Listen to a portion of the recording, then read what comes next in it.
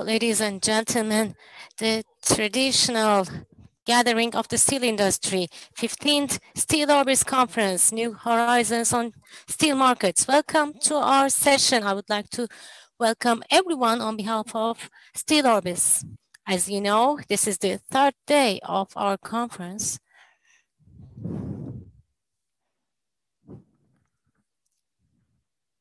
I'm sorry, there was the problem in the voice. This is the 15th edition of this conference. On day 1 and day 2, we had new registrations. So in total, from 67 countries, more than 1,400 representatives of the industry joined our conference. So we were already expecting a huge turnout, but more than 1,400 participants from 67 countries was a surprise for us. We are very happy about it, and we would like to thank you for your participation in this important conference for the steel industry. I would like to thank everyone on behalf of SteelOrbis. This is the third day of the conference, and we are focusing on Turkey. On the first session, we had valuable panelists, and they were talking about the impact of COVID on the flat steel and coated steel and steel pipe sector. And in this session, we will be talking about the opportunities and threats in terms of steel production for flat and long products. And we have very experienced and important panelists. Let me introduce them for you.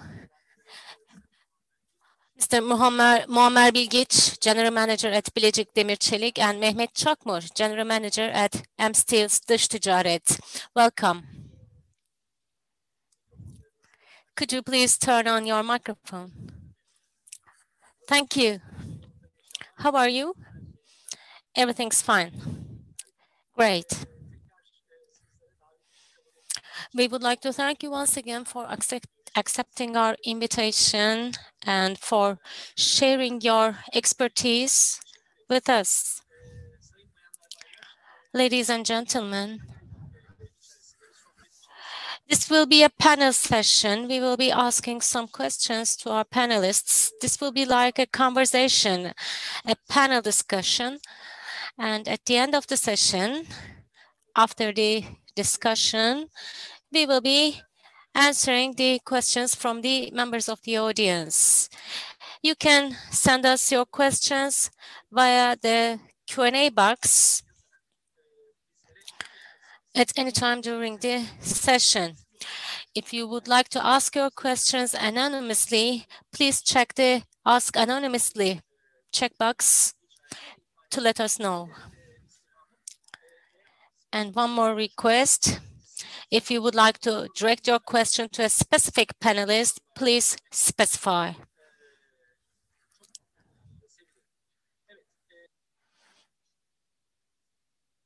Our subject is the opportunities and threats in the industry. For the last 2 days, we have been discussing many issues, global markets. We had speakers from Japan, China, India, from Southeast Asia, from the North America. There was a debate about the trade wars between 2 panelists from the US. On the first day, we talked about the freight markets with the participation of Veysel Bey, Uğur Bey, and we also talked about the markets of raw materials. So on the basis of this discussion, we will be looking at the opportunities and threats in our industry with Muammer Bey and Mehmet Bey. Mehmet Bey, I would like to start with you, if you allow me, please. For many years, we have been talking about structural problems in the sector, such as too much flat products, too few long products.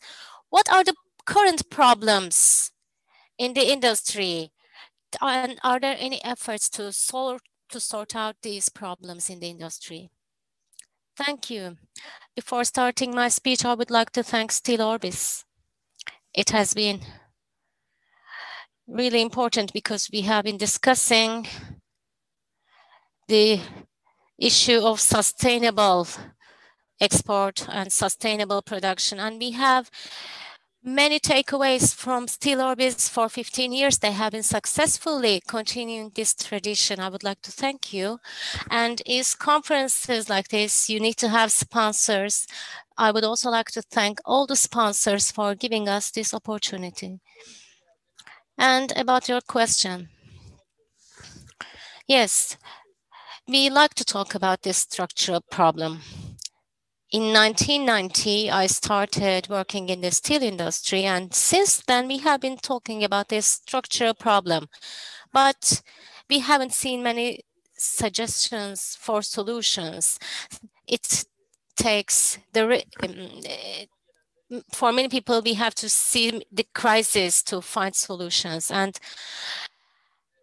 if we look back at our discussions, at one time we said we had too much scrap-based production. Why don't we have ore-based production?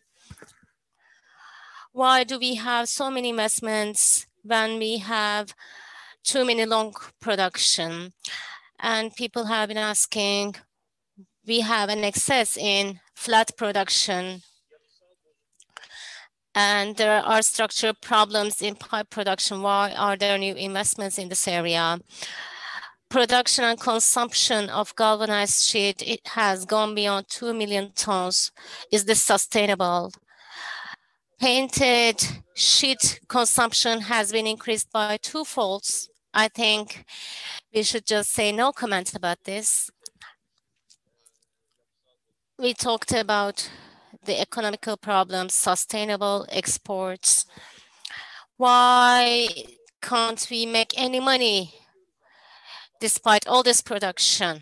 Because our EBITDA margins are not very high. Slab and billet are exempt from taxation in many countries, but they are subject to taxes in Turkey. Why? These are the subjects that we have been discussing for many years. Maybe 3 years from now, we have been talking about these things. What are we going to do with all these wire roads? Because there are new investments in this area.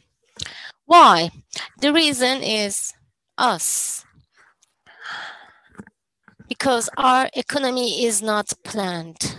Anyone can make any kind of investment.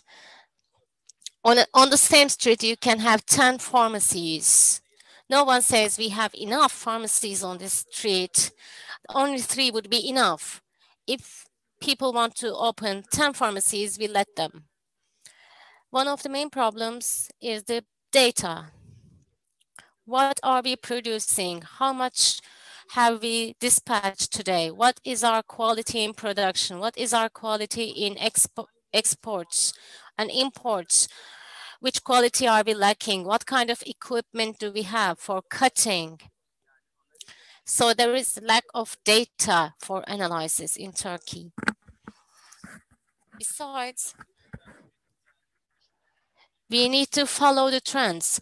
In foreign countries, there are some think tanks that lead investments, but we don't have them in Turkey, because if someone wants to invest in galvanized sheets, there is no organization that would let them know what is the trends in the world. And we also have a lack of financing. Most of the time, financing tells us not what to do, but what we can do. Because in Turkey, there is a huge problem of finances, and there is no exchange of knowledge. This is also important.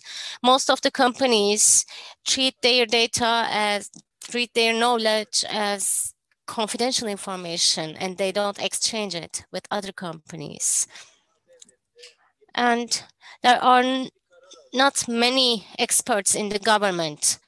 When they make decisions, they are often based on political grounds, or they are shaped by certain lobbies. There is no study to understand what will be good for the industry. And what is the solution? Often we wait for a crisis to find a solution, but we need to find a central authority to say that we need this kind of investments in this country. That kind of investment is not necessary in Turkey. Otherwise, the associations and executives cannot implement any restrictions or plans on their own. In Turkey, it is often the case that when my neighbor is successful in a business, I want to do the same thing. If we continue with this mindset, the person who does it for the first time cannot grow enough. When someone is making an investment, they want to make profits. It's not public service. If they make profits and we let the second person or third person do the same business, the first person will not be able to make profits. This is all I have to say about this. Yes, of course. This also results in ending the creativity because people start copying, because it encourages taking the easy way, and it also prevents the development of the economy and the society. Data is very important for investment. Yes, there are two trends in the world. One of them is blockchain. We really don't know anything about it yet. And the other trend is the big data. But in Turkey, at our customs, we don't have detailed data. In our manufacturing, in the industry, we don't have the data. If you need to solve a problem, you need to have a set of data. Unfortunately, we don't have this data set. What is the quality coming through the customs? Why is it coming? We need to have an analysis of this data to see that there are certain gaps in the investment and we need to focus on these gaps. Yes, I would like to give an example from our business. At SteelOrbis, as you know, we keep statistics of imports and exports, and we are trying to access various kinds of data, and we need to support our reports with data. Really, there are few countries where we can have access to detailed data: US, Europe, Canada. We can access medium quality data in Turkey, and in Africa, we cannot access any data. East Africa, West Africa. This explains why the development level is different in different areas. In Africa, you cannot just open a pipe company. You need to get a license. There is a company. In Europe, there is a company authority called Eurofer. It says you cannot open steel pipes because there is not enough demand.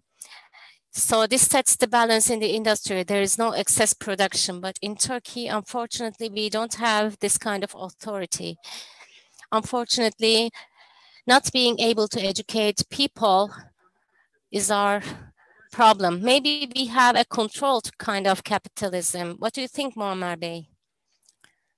I think this is one of the hot topics that we need to discuss: controlled capitalism or the limits of liberal economy.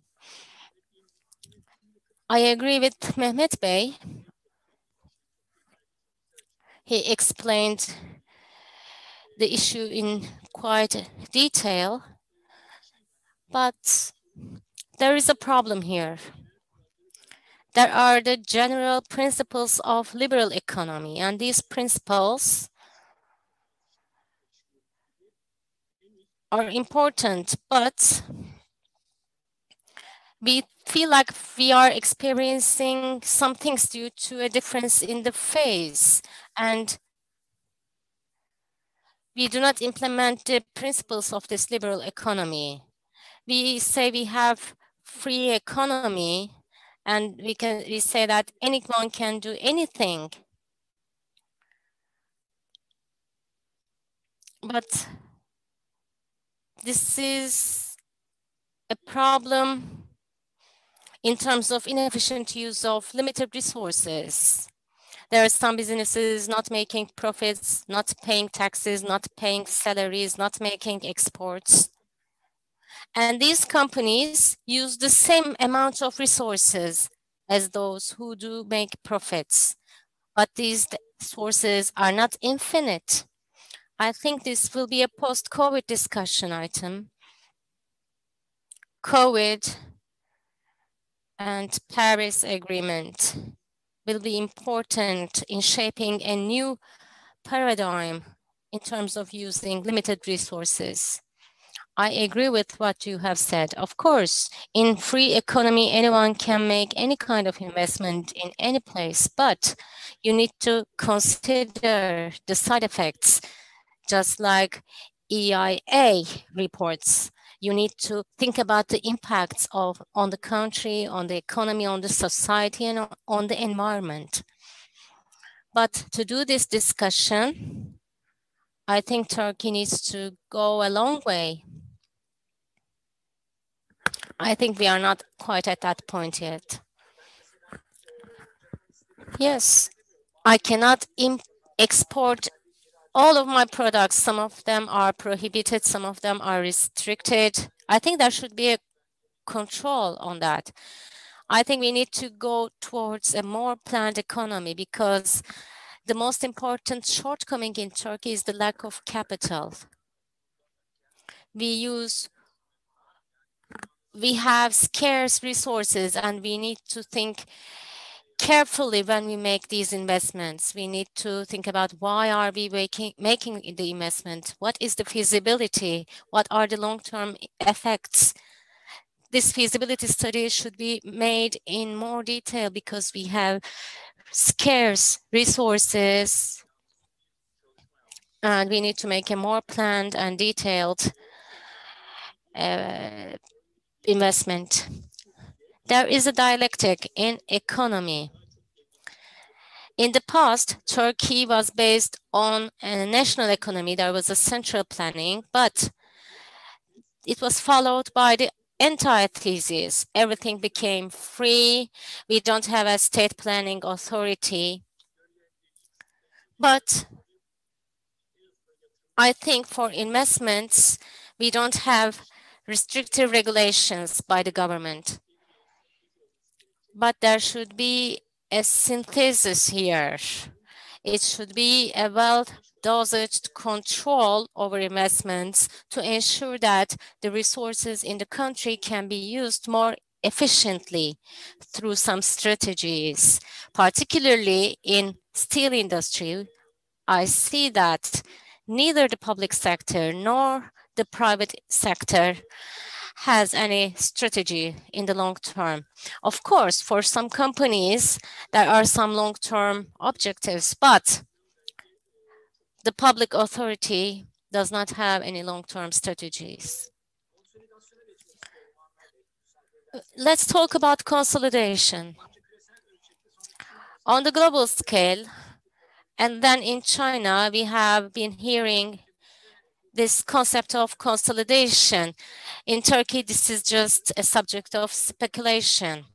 Do you think for our sector, consolidation could be an opportunity? And the consolidation among the manufacturers in other countries, could it be a threat for us? I think this will be an addition to the last few sentences of Mehmet Bey. Because in Turkey, people think that I can keep this business as long as it is mine. We have been continuing with the same facilities, with the same problems, with the same financial problems. And we have been producing for the shrinking market. And we have been continuing with this, with new investments, despite all this. I think there are examples of consolidation around the world. It's more than a trend. People don't just think if we consolidate, we will be stronger, but company acquisitions, company mergers, and company sales. Some companies which are in crisis in Europe are trying to merge with other companies to survive. But in a nutshell, I believe that efficient use of resources should be our top priority. Efficient use of resources can be achieved via mergers. Secondly, market control and capacity control. Particularly, there is an excess of capacity in the steel industry, and this excessive capacity brings burdens on the profitability of manufacturers, and steel companies can merge to reduce this excess of capacity. There are some synergies to be created. Short-term economic crisis can be overcome via mergers. There are strategic mergers for specific products. We see this example in specific countries. In Mittal, for example, in Estar, and in other companies, we have seen examples of this. Now, consolidation brings about certain advantages, but when we look at Turkey, we need to be careful about one thing. The companies which are consolidated or which are merged in the world, the companies which are traded on the capital market. In Turkey, we have very few companies which are traded in the capital market, and there are specific reasons for that. But in Turkey, most of our companies are family-owned or individually owned companies. These families gave their surnames to the companies because they have created these companies from scratches, and they don't want to share their names with other people. I don't expect them to do that. But if you are the 7th, 8th biggest manufacturer in the world, if you want to be the top manufacturer in Europe, you need to adopt the global management, financial, technical methods, and product diversity that the world has. So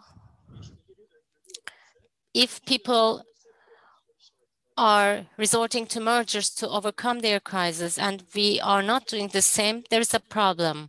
But even if this generation cannot sort this out, the next generation should be dealing with this question. Because Mehmet Bey said something very important, I agree with him. Capital accumulation is one of the major problems in Turkey. Due to insufficient capital accumulation, you talked about EBITDA margins of companies. Rather than EBITDA margin, the financing costs in EBITDA are very high, and this is a major problem in Turkey. And our profit margins are very low, and I believe the net profits in the company are very low. You may ask why the profits are low, because we have a big industry. But when we look at the size of the industry and when we compare it with the Western countries, the EBITDAs and the profitability of companies, except for a few companies, are too low. And therefore, in this EBITDA margin, we don't know the details of all companies, as you know. There's some data from public companies, but in that data, I see that the interest rates are too high. This means that we have a basic problem of financing, and in this industry, it would be wrong to rule out the mergers. There is a fact. Companies don't think about that because starting from first generation, these families have created these companies, and the second generations have been coming into the business just recently.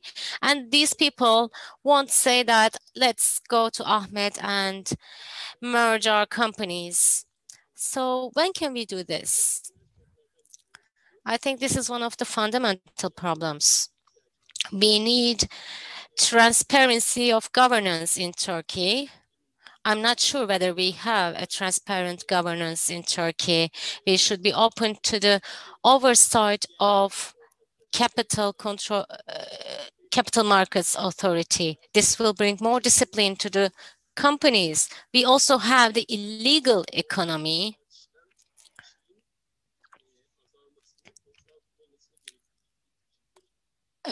This will also eliminate the illegal economy.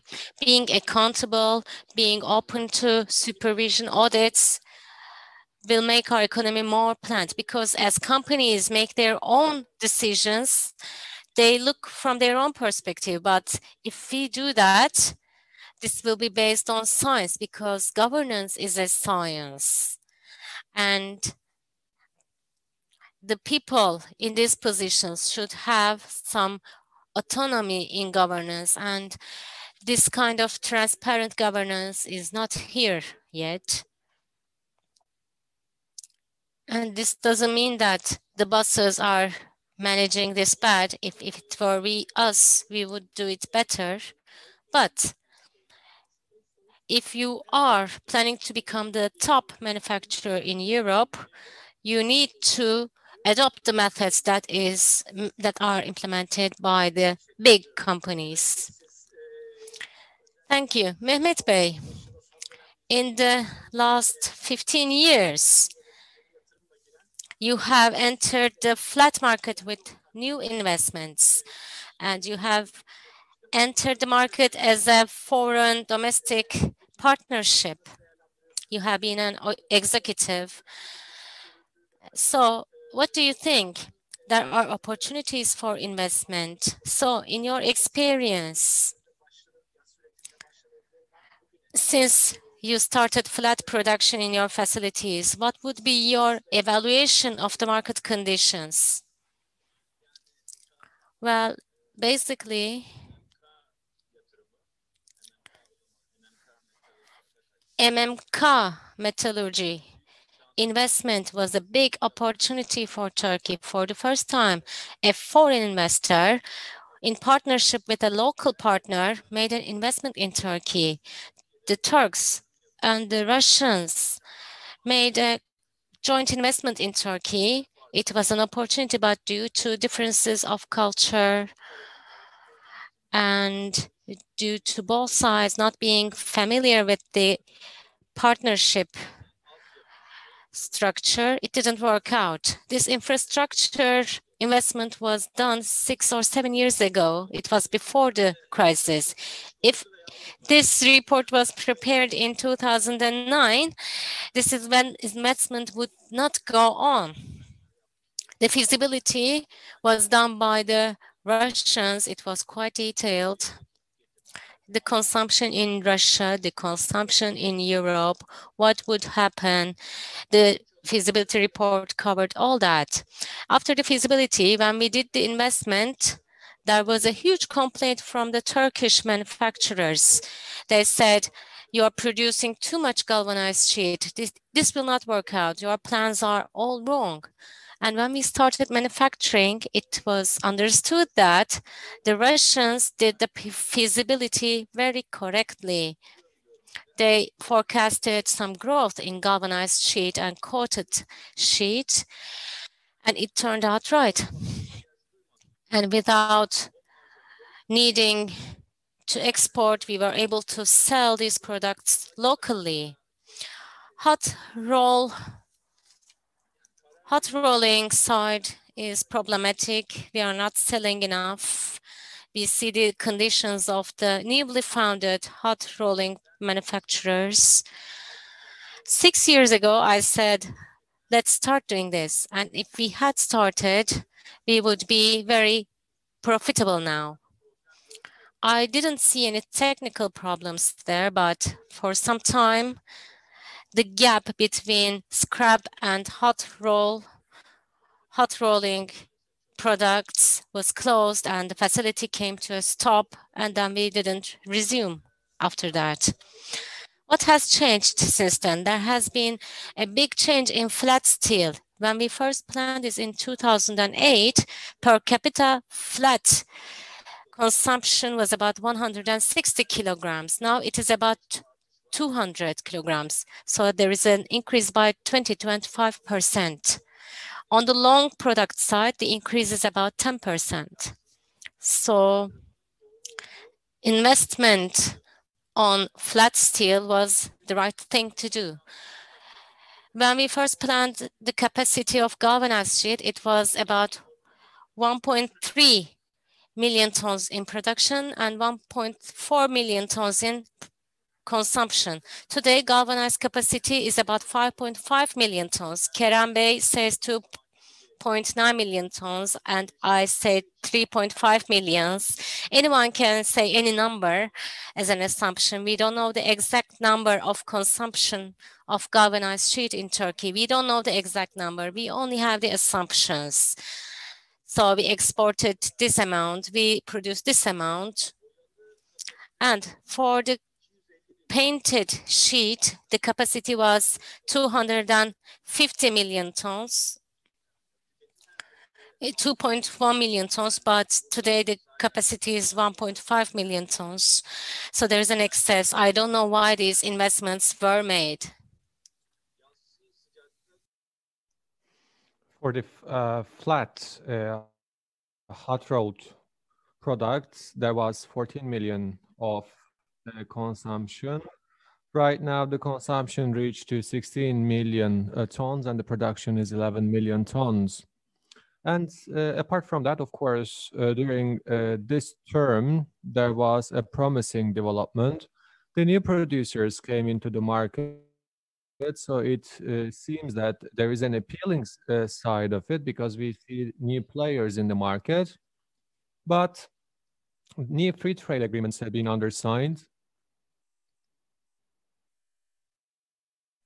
Korea started using this market as its domestic market. On one side, it is something good, but at the same time, it's a threat because as you go for the quality products, you see that the Koreans are actually evaluating this market as their domestic markets. No matter how much we fight with the Europeans, European market is our biggest market because 50% of our exports are for the European Union. So we have to improve our relations.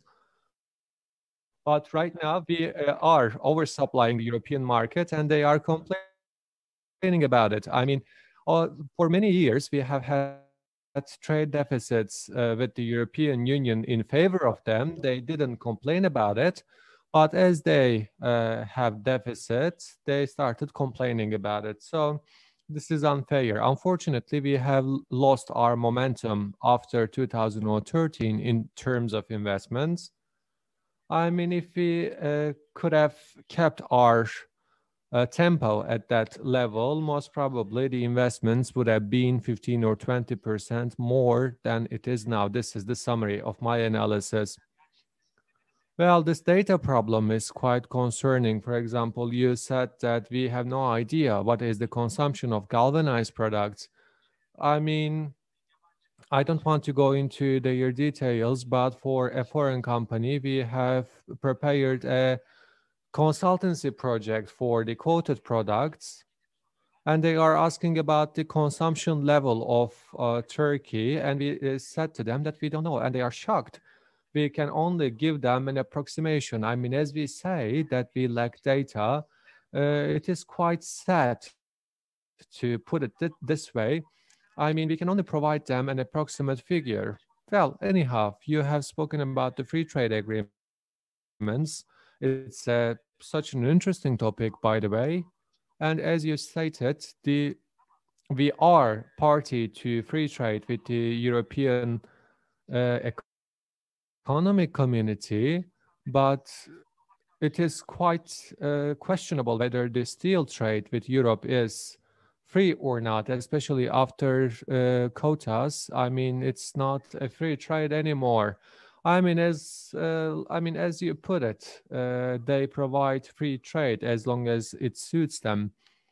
Well, after Trump administration, nobody is taking into consideration the logic. Everybody is trying to preserve their own interests. I am not sure whether you had a chance to watch it or not, because we try to obey by the American time, and we have discussed the possible trade policies during the Biden administration. And the US representatives also thought that the trade and the commerce will be much more freer. Matt Nolan and Philip came to the consensus on a couple of topics, and they stated that in the foreseeable future, the Section 232 will not be lifted. Well, we have to adapt ourselves to this new era. Most probably, if there is time, we will discuss that issue as well. Well, let's discuss this topic if you like. Let me ask Mr. Muammer. Let me ask my first question about the free trade agreements. You know our situation and relations with the European Union, but there are many regional free trade agreements which are being undersigned and which are put into effect. For example, RCEP in Southeast Asia has been undersigned. What will be the potential impact of those free trade agreements on our sector? Well, before responding to that question, let me add on the topic of data. We are one of the stakeholders in this sector. We are the private companies. Well, I can understand that we don't have the full grasp on all the data, but there are the decision makers. There are such official institutions. I mean, the public side doesn't also know the real data. I mean, I can understand that the private sector doesn't know everything, but the civil society organizations and the public bodies do not have the full data in our hands. And this uncertainty is not only valid for the steel sector, but this uncertainty and the lack of data is valid for any kind of sector that you can think about. So that also brings along the question marks in our head about the informal economy. I mean, the world is discussing the big data, but if we have problems in terms of even collecting the basic data, then we have a huge problem. I mean, if you would like to implement a planned economy, then you are in need of data. We speak about the capacity utilization rate, but what kind of a capacity are we speaking about? I mean, the capacities are the exaggerated capacity that we have put forward. I mean, there is such a huge problem, I would like to say. With regards to the European steel, coal and steel community and our free trade agreement with the European coal and steel community, there are two important things that we have to take into consideration. The main constitution of the European Union, as I can define it, the Rome Treaty, which established the European coal and steel community, was appreciated by the Turks. I mean, we have shown greater respect to that constitution more than we have shown to our own constitution. I mean, I remember in previous conferences of SteelOrbis, for example, new incentives have been announced in the past, and it created such a huge sensation. And thanks to those incentives, the pig iron was tried to be promoted, but the DRI couldn't be promoted according to those incentives in the past, because we have to abide by the European coal and steel community rules. Well, the issue of raw material is felt quite closely these days. So we actually abolished a certain raw material to be used in the steel sector in the past. So what I'm trying to say is that we always abide by the European Union rules, but unfortunately the Europeans were violating their own constitution. So I do believe that there is a administrative problem here. So it has something to do with the diplomacy, it has something to do with the legal regulations and the economic management, because we are speaking about a topic which is under the scope of international law. So RCEP, the Regional Comprehensive Economic Partnership Free Trade Agreement, is really important because the economic weight of the world is shifting. And we see that a clustering effect in the China, and we have experienced a populist time before COVID-19. But when I take a closer look to the articles and decisions taken via RCEP, I see that it is supporting the free trade. I mean, those protectionist measures and populist policies are a writ in this regional cooperation agreement. But what kind of an impact it will have on Turkey? Well, on one side, there is USA, the European Union, and on the other side, we see that there is the cooperation among ASEAN countries, the RCEP. Well, I mean, we have no idea what will happen, because after Trump administration, we have easily realized how those agreements have been overlooked. But the geopolitical location of Turkey is our advantage. Our population is our advantage. Our skill set, of course, will be to our advantage. But we have to be making use of our geopolitical location. I'm not sure whether we can use our geopolitical advantage. I'm not very assertive. I'm just saying that I'm not very certain whether we are utilizing our geopolitical location to the full extent. Well, rather than the economic supply and demand, I have to say that the politics play a greater part in terms of the commercial relations in the international arena. Well, everybody is actually making their assessment via economic figures. But we are not like this. We, for example, set the target of increasing our trade volume to $100 billion. But rather than focusing on those targets, for example, we are focusing on whether sacking a bishop out of our countries or not. So I would like to say once again that we should manage our international relations by turning the geopolitical locations of our country into our advantage. And we shouldn't see the diplomacy as a fighting ground, and we should see the diplomacy as a consensus ground. And at the end of the day, we should actually set forth and target the economic benefit to our country. Diplomacy is not an art of creating tensions, but we are so tense both inside and outside of our country.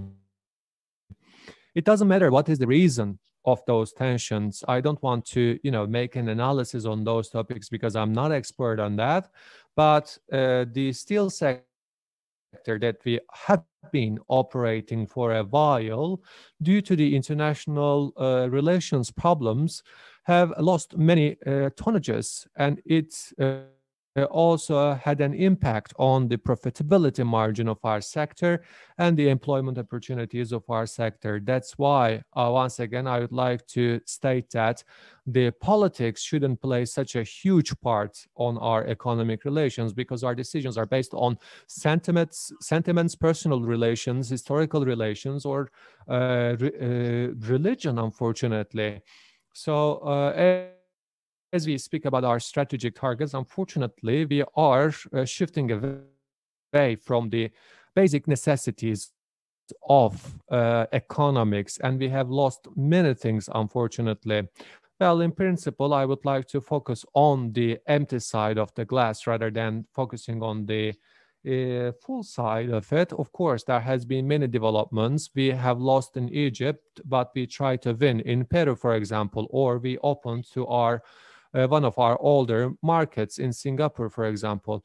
We shouldn't actually put ourselves into challenging situations. We can use our skill set, and we should really be careful what is our profitability margin. We can go for new markets. For example, we have lost the Gulf area. We have lost the Middle East market. I mean, they were feeding our sector. And unfortunately, in the Middle Eastern countries, the Gulf countries are our competitors at the moment in the Far Eastern countries, Far Eastern markets. So what I'm trying to say is that rather than asserting that we are so strong and powerful, we should stay inside of the basic parameters of the economy. But I see that we don't think thoroughly. I mean, it is quite normal that our relations with the European Union have come to that point, but both on the RCEP side and also in the European Union, there are new actually developments. But unfortunately, planned economy is one of the factors that they are using. They are trying to make use of their capacity to the fullest extent, and they are giving priority to the environmental impact assessment. For example, the Europeans have stated that, well, let me correct, Goldman and Sachs, for example, stated that they will not protect and support coal-based investments anymore. So I do believe we are out of this game where the decisions are being taken. So I do believe in the post-COVID-19 term, as the cards of the game are distributed once again to the players, we should take a more active part. I mean, in the huge reset, I do believe the capitalism should be reset again, but as Turkey, we should be a part of it. If you are among top 20 economies, and if you are among top 10 steel producers, so as Turkey, we should be a part of this decision-taking mechanism. That's what I think. Thank you. Mr. Mehmet, I will also ask one more question to you. Could you please also wrap up as you give an answer? You have also mentioned to our problematic relations with the European Union. I mean, as we, for example, won the upper hand, they started pushing us. So what are the advantages of being a domestic players with comparison to the imports in the product groups of flat steel and long products? Well, we have discussed this issue first day as well. I don't believe that there is a need for discussion. I mean, we always prefer domestic producers. There is no such tendency in Turkey with regards to favoring imports. I mean, domestic producers have thousands of advantages, but the foreign players, I mean, import has one or two advantages. I mean, if the necessary conditions are set forth, nobody would like to import anymore. So this is not a topic that we have to discuss anymore. But let me add one more thing about the imports. When we take a look to the 2008, unfortunately, the majority of the flat steel products have been imported because we didn't have for example, production capacity, because in the past we were consuming 11 million tons, but we were producing only 4 million tons of flat steel products. And all of those players in the flat steel industry came to this point thanks to those imports. We have to thank our imports in the past, because thanks to those resources, the rolling industry, the machinery industry has been formed thanks to those imports. So those imports were quite important. We cannot say that import is all bad. I mean, there are two product groups where you do imports, but it is a huge opportunity for Turkey as well. I mean, there are two resources next to you, and you can make use of those resources in order to develop your industry. One of them is CIS countries and Ukraine. I mean, by the way, those products from those countries are coming with great taxes. By the way, it's not possible to have those products without any tax, but you can export it after you process those products. You can export those products, so it's a new opportunity for your exporters. Well, the producers are consolidated in those markets and they are following the trends, but they don't increase their capacity. I mean, the CIS countries and Ukraine do not increase their capacity, let alone their capacities have declined a lot with comparison to the communist times. So they don't have such kind of a commercial structure which might put the international commerce into jeopardy. They are following the global developments very closely. Korea, we have discussed that Korea is a dangerous resource, I'd like to say. But let me say one more thing about Russia and Ukraine. On one side, the producers are right. So we have to come into terms with them, because custom walls are really hard. It's almost impossible to export something to Russia. So we have to open a pathway so that bilateral commerce can take place with those countries. We have discussed Korea. I mean, it's a unilateral commerce, really. So, and we receive quality products from Korea. So if you would like to increase our high quality products in Turkey, then they will pose jeopardy. I don't think that's an opportunity for Turkey. The European Union is another problem for Turkey. I mean, we have discussed about the European Coal and Steel Community free trade agreement with Turkey. But there is a paradigm shift in the world. Right now, the globalization is leaving its place to regionalization, and the national alliances are being formed, and everybody would like to preserve their own industry, and that's why they are building the wall in order to protect their industry. And while all those are happening, they are also establishing regional pacts. European Union most probably is the oldest example. The Canada, Mexico is also together with the America is establishing it, and there is actually the African alliance to be formed. But unfortunately, in Turkey, trade, politics, and economy are hand in hand. So one businessman cannot solve the problems. So we should be acting hand in hand with all those players. We have huge opportunities. As Mr. Muammer stated, the geopolitical locations of Turkey are quite advantageous, but unfortunately we are not able to use it. I mean, Africa is just next to us. Everybody is eyeing on Syria and Iraq, but they are our neighbors, and those markets are open for further development. I mean, as long as we can manage our political and commercial alliances, right? If we can actually make use of the diplomatic tools rather than fighting with our partners, then we can do business. Everybody is trying to do business with each other rather than fighting with different countries. I mean, if you are not economically strong, you cannot be politically strong. I mean, this is 1 + 1 = 2 kind of rule. So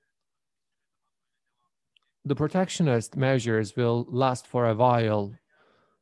Trump stated that I will create the great America, but they added additional 25% of an additional tax. And I don't think that Biden will leave all the measures taken by Trump. And Biden states that, I mean, I will find employment for the poor, and I will increase the welfare of the, I mean, lower socioeconomic background. How can they do this? Of course, they will keep up with the protectionist measures, and we have to adapt ourselves to this new world order. And whole world understands that if they are dependent on China only, then they might have problems. This is what is being understood after the pandemic. That's why, as Turkey, we can fill this vacuum of alternative suppliers, and our background and our knowledge is more than enough. I do believe that huge opportunities await Turkey, and I do believe that we will materialize these opportunities after 2021. Thank you so much. Let's go back to the issue of protectionist measures. But before that, there is one more topic that we have to discuss. Let me ask this question to Mr. Muammer. We have been speaking about the European Union, and of course, the European Union tries to prevent the environmental pollution, and they are actually discussing new rules.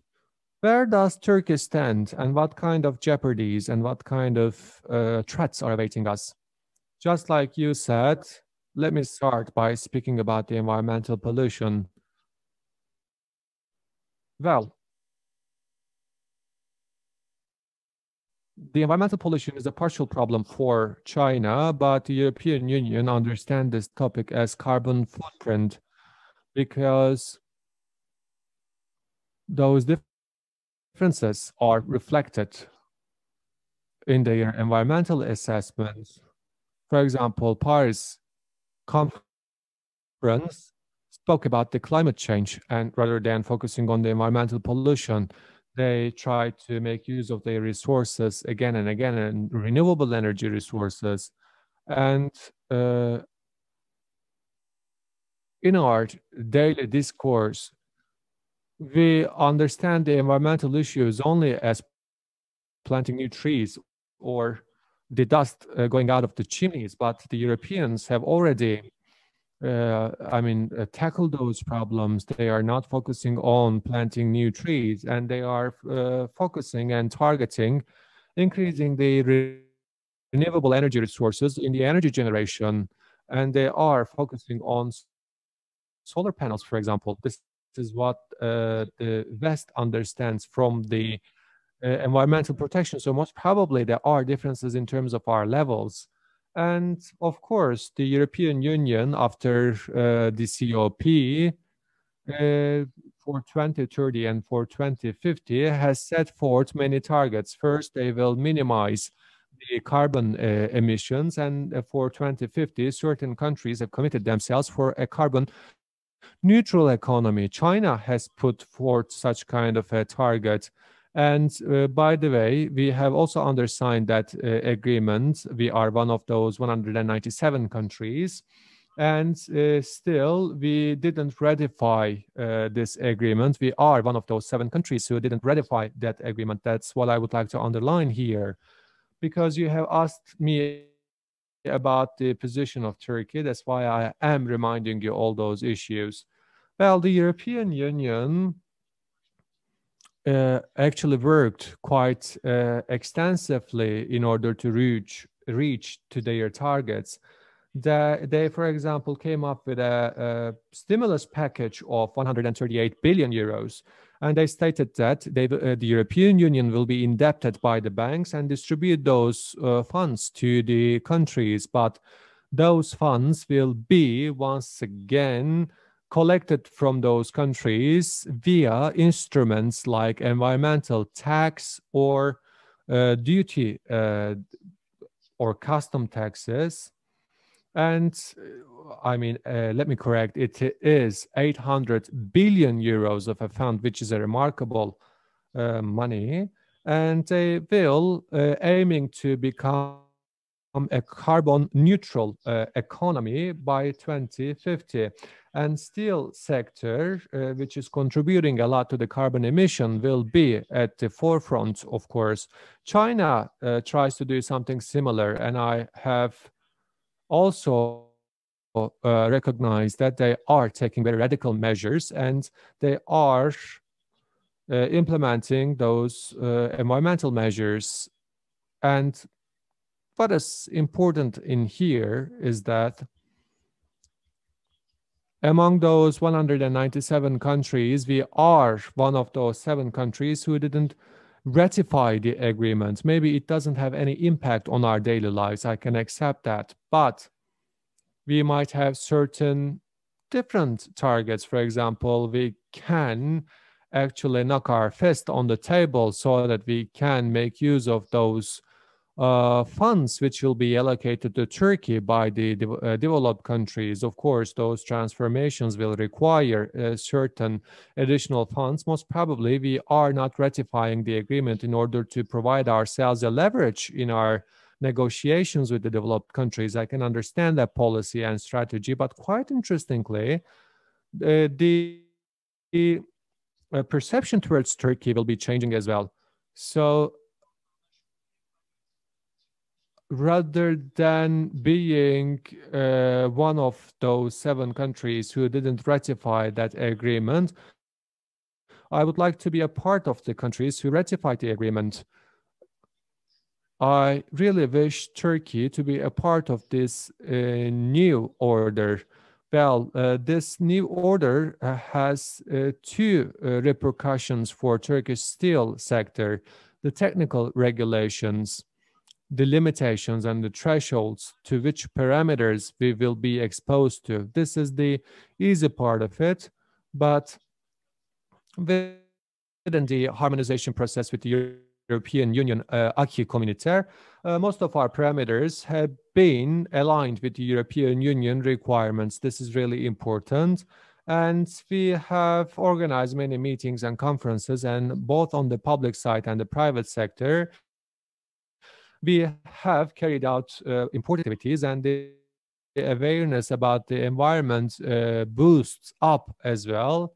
Well, thanks to God that this European Union actually negotiation process really made Turkey closer to the West. I hope this will be the case in the future, but there is an other economic side of this environment issues, and I do believe we have to think about it. This is something we didn't think thoroughly, but as we are trying to get more funds from the budget allocated for developing countries, just like India. For example, India, Modi also stated that I am undertaking your burden, I am not polluting the environment. I can understand that, but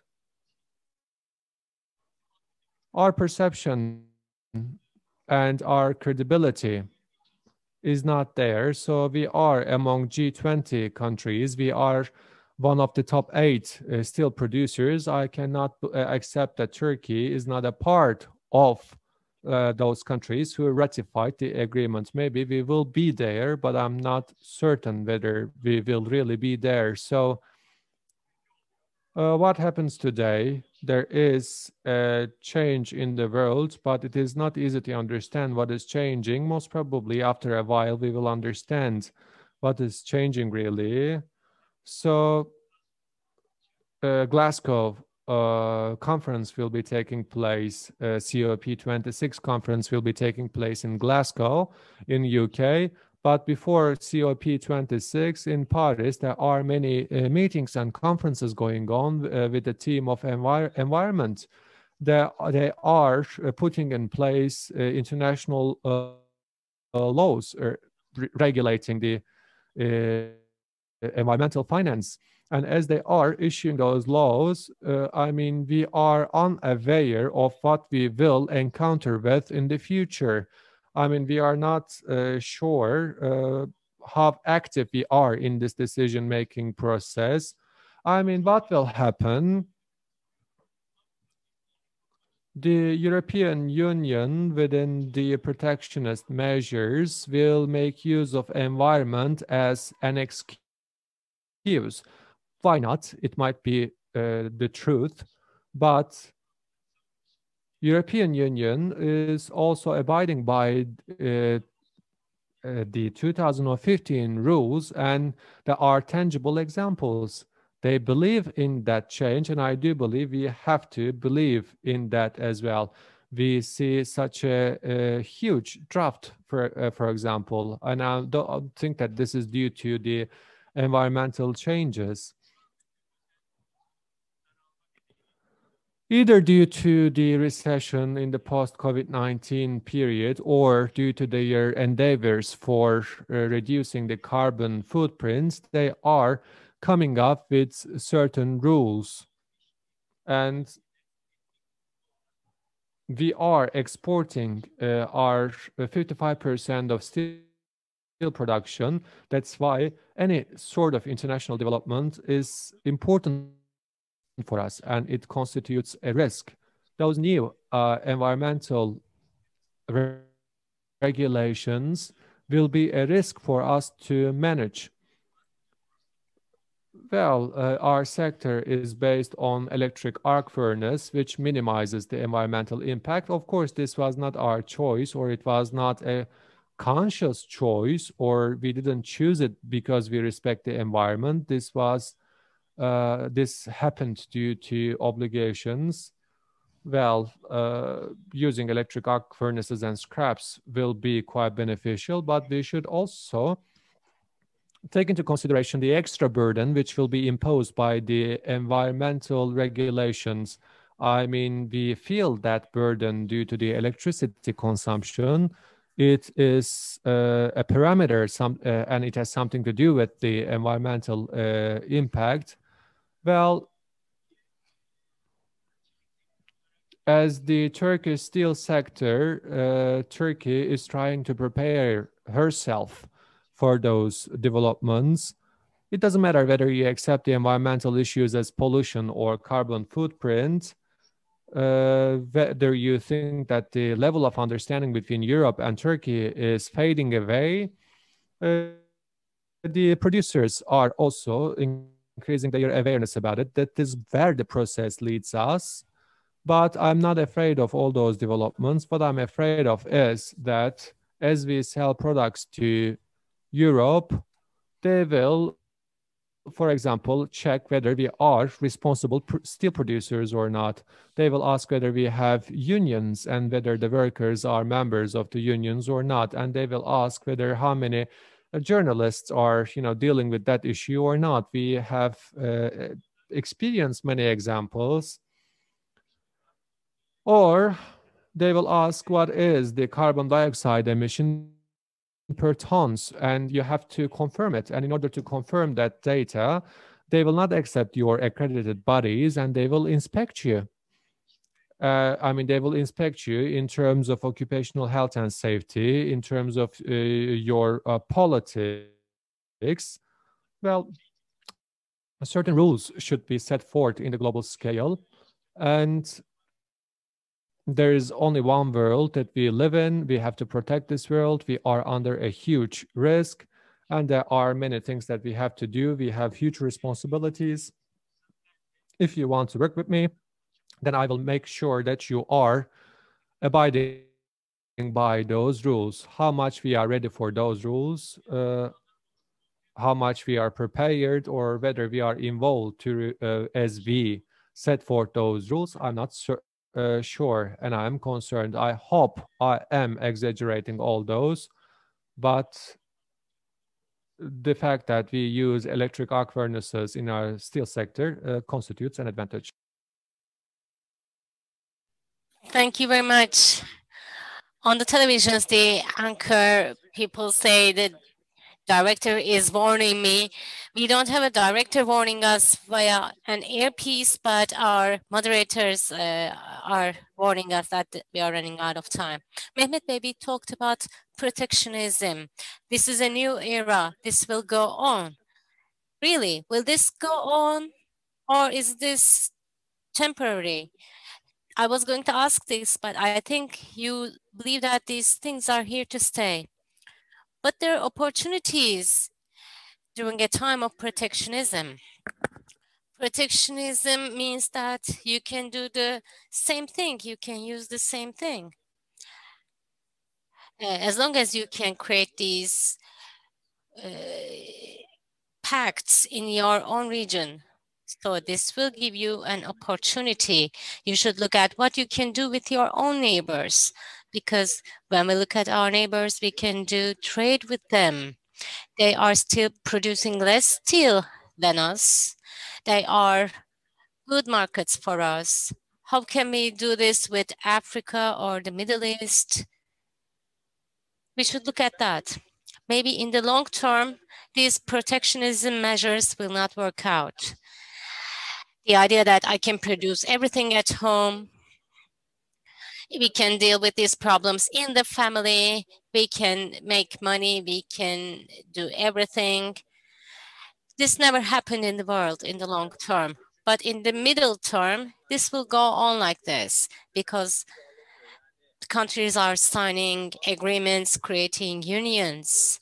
And when there is a trade union in Asia, this will not be something that lasts only for 3 or 5 years. This will go on for 10 years. So maybe in the long term, there will not be, in the middle term, this protectionism will continue, but maybe not in the long term. Thank you.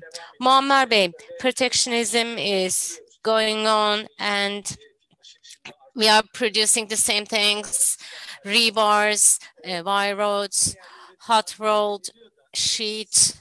So we are talking about added value in manufacturing.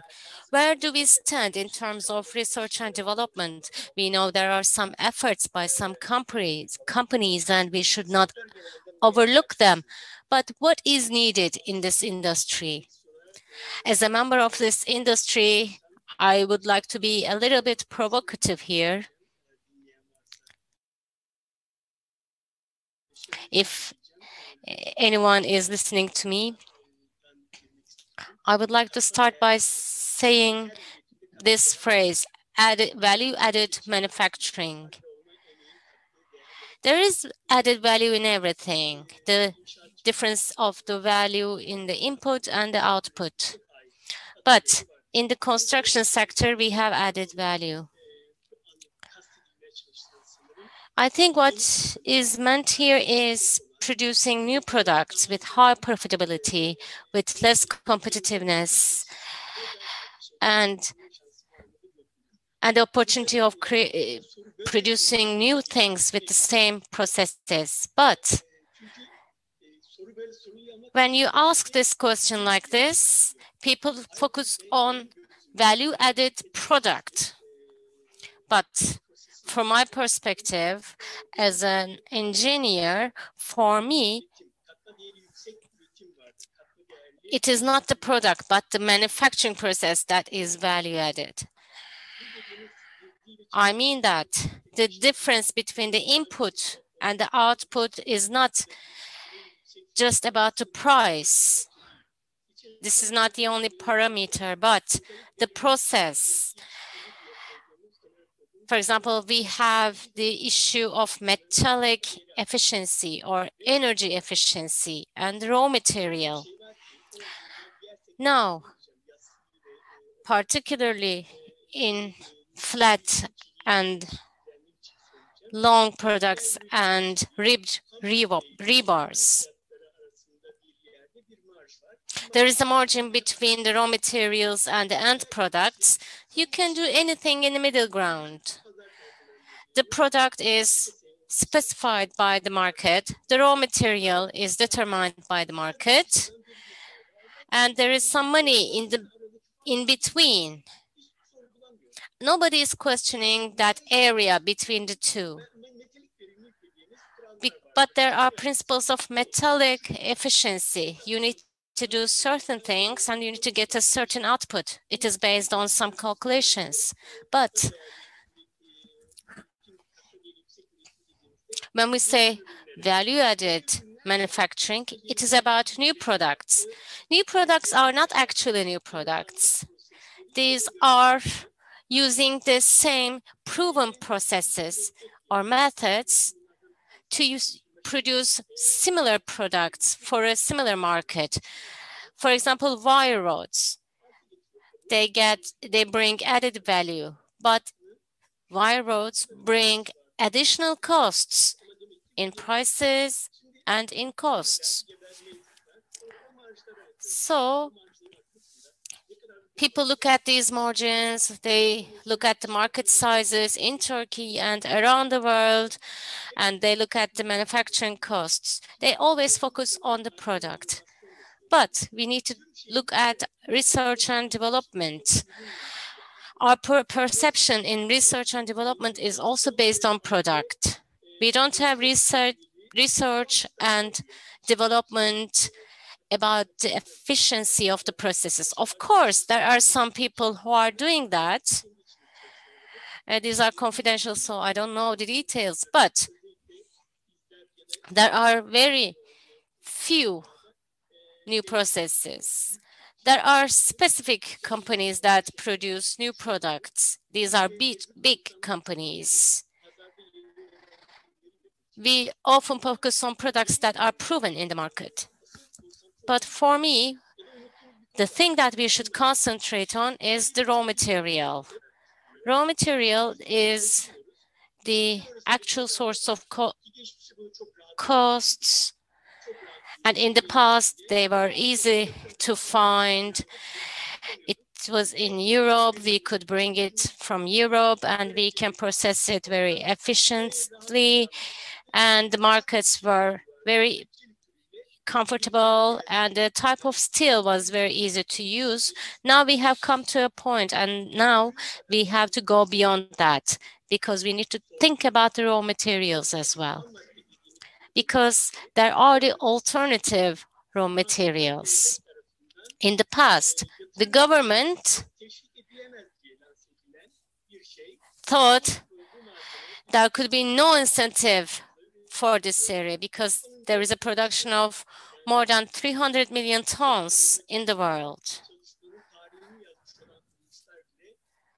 In the European zone, which work with high furnaces, they process the iron ore in different processes.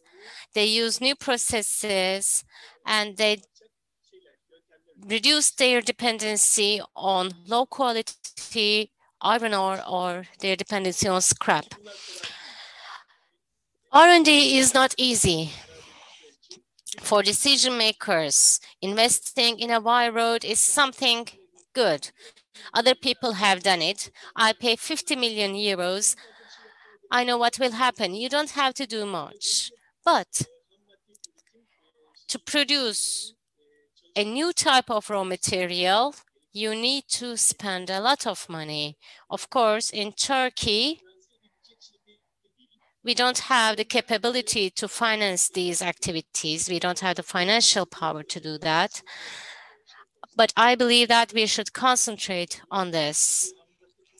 New types of raw materials and also metallic efficiency, which is an important cost item, and energy efficiency. I think we can take some steps in that area as well. We should unlearn what we know and we should be able to do new things. Yes, you say we need a new vision. Yes, about raw materials in Turkey. If you ask me, do we have a vision about raw materials? We don't have any. What is the alternative?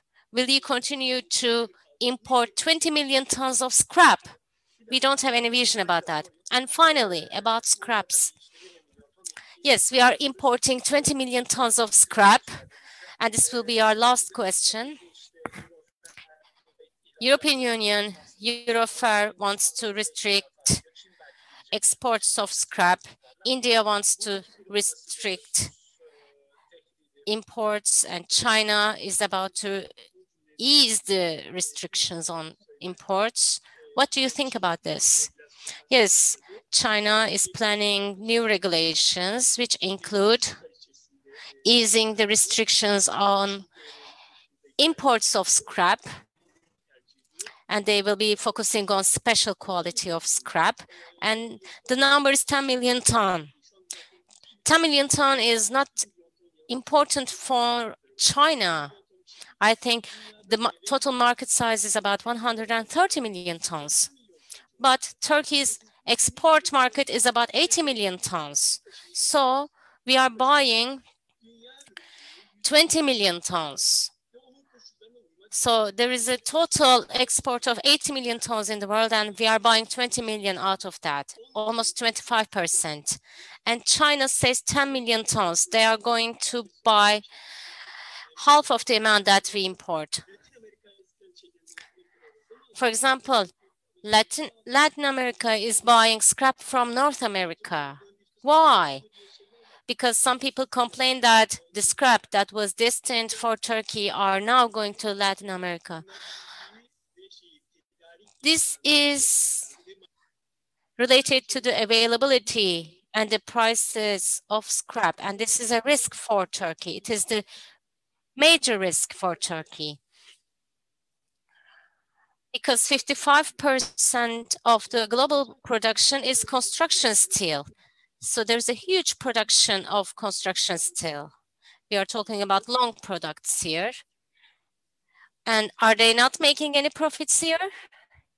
Profitability, costs, competitiveness. We should accept that we have problems in these areas. We should accept it, because we don't accept it. We say that we can be competitive anywhere, we can find markets anywhere, but we should revisit where are we working and how much we are getting paid. There is a problem of costs here. The reason is the raw material here. We are paying huge sums here to get the raw materials, and still we don't have any alternative projects for alternative raw materials. And even if we have some, they are like small projects at university labs, but they're just stories for me. We should be more realistic. Thank you very much. Mehmet Bey, do you have any final remarks? Actually, I think scrap will not end. The supply will pick up again. Today, for example, in 2014, the production was 1 billion ton, and today the production is 2 billion ton. 2% is going to construction, and the remaining goes to the other sectors. But at the end, they will be recycled and turn into scrap. Maybe the outcome will change, but scrap will always be around. But the costs will go up, as Mehmet Bey said. This means that if your competitor produces it from iron ore, you will be less competitive. I don't use the term value added here because Mehmet Bey would be offended, but if you are working on the basis of construction, and if your competitor has an alternative, you will be losing that competition. But if you're producing something and if you have some profit margin, you will be able to survive during this era because you have the profit margin. Because in Turkey today, most of the scrap is used for long products. Some use it for flat products. maybe flat manufacturers will not be affected so much at this time, but for long products, we should really think about this carefully. If you say you want to import 50% of this, and when the raw material prices go up, you need to think about the future. Yes, this will be a tough period. If Europe attempts to prohibit this, it will be very difficult for Turkey. We should urgently look for alternative solutions because we don't have resources. We rely on the same resource. We need to do something about this, and every day we are losing time. And our facilities are very small, so this cannot be done by only one facility. Maybe the government should gather everyone to do it in one place. We should create resources to do that. I don't think that's quite possible, but maybe we should be more hopeful. Actually, it has been a very comprehensive discussion. I could continue, but my director is warning me there are a lot of comments. Dr. Hüseyin Soykan from İkinciler Celik made a comment. He said, until the mid-2000s, there was a consolidation around the world. And recently, with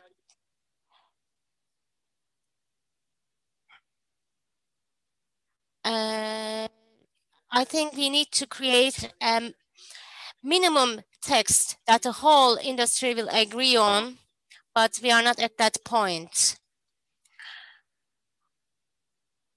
I think we need to create a fundamental text that everyone agrees on. It would be good for the future planning.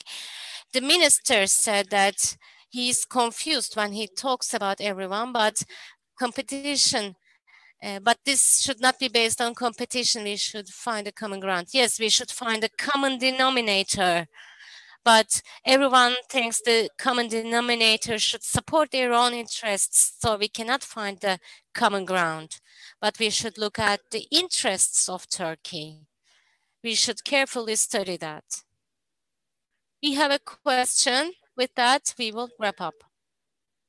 Philip Bell and Matthew Nolan yesterday were asked the question about the customs duties against Turkey. He said that they said that Biden would be very moderate about these restrictions. Do you think the US can be a market for Turkey again after the Q3?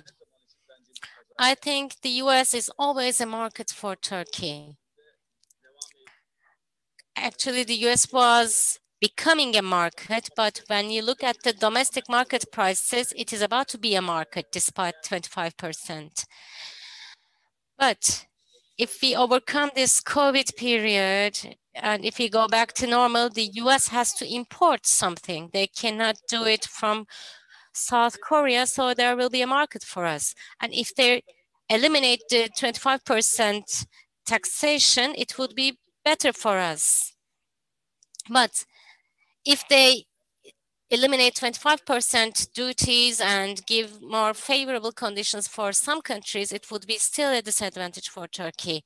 But I believe the US will always be a market. When the economy recovers, we will start selling to them again. Thank you very much, Muammer Bey, Mehmet Bey. It has been an amazing discussion for me, and we have been late for about 25 minutes. I would like to thank you for your contributions.